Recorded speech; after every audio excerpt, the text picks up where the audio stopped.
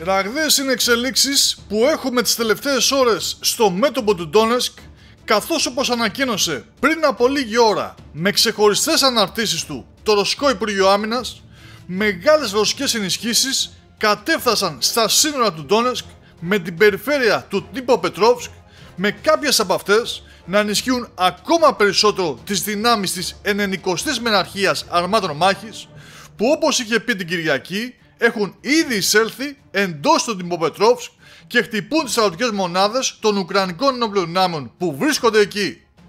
Και λέμε κάποιες, καθώς στη δεύτερη ανακοίνωση που ανάρτησε ανέφερε ότι εκτός των δυνάμεων κέντρο έφτασαν στα σύνορα και μονάδες των δυνάμεων Ανατολή, δίνοντας μια ακόμα μεγαλύτερη διάσταση στην είδηση, αφού σύμφωνα με την ανάλυση των πληροφοριών βλέπουμε πλέον το Ντνίπροπετρόβσκ να τίθεται ως βασικός στόχος των ρωσικών δυνάμεων. Αναλυτικότερα, οι δύο ανακοινώσεις του Ρωσικού Υπουργείου Άμυνας αναφέρουν επακριβώς τα εξής. Η ομάδα δυνάμεων κέντρο συνέχισε να προελάβει στα βάθη της εχθρικής άμυνας. Μονάδες της 55ης Μηχανοκίνητης Ταξιαρχίας Τυφεκιοφόρων έφτασαν στα δυτικά σύνορα της Λαϊκής Δημοκρατίας του Ντόνετσκ και μαζί με τα αποσπάσματα εφόδου της 90ης Μεναρχίας Αρμάτων Μάχης συνεχίζουν σε επιθετικές επιχειρήσεις στην περιοχή του Ντνίπροπετρόβσκ.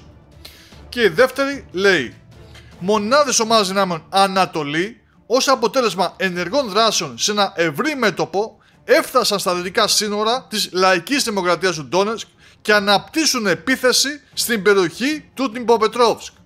Την ίδια στιγμή, ακόμα και το Ινστιτούτο για τη Μελέτη του Πολέμου έχει εσωματώσει στους χάρτες του τους ρωσικούς ισχυρισμούς, όπως αποκαλεί, χρωματίζοντας τα σημεία που οι ρωσικές δυνάμεις έχουν μπει μέσα στην περιφέρεια του Ντνίπροπετρόβσκ και στα δυτικά αλλά και λίγο βορειότερα.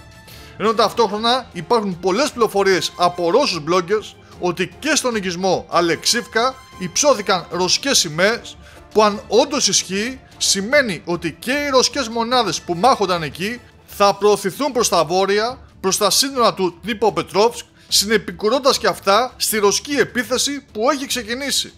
Σε κάθε περίπτωση ένα είναι σίγουρο, ότι το καλοκαίρι προμηνύεται καυτό για τον Ντνίπροπετρόβσκ, για τη νέα αυτή περιφέρεια που η Ρωσία, όπως όλα δείχνουν, θέλει να πάρει υπό τον έλεγχό της.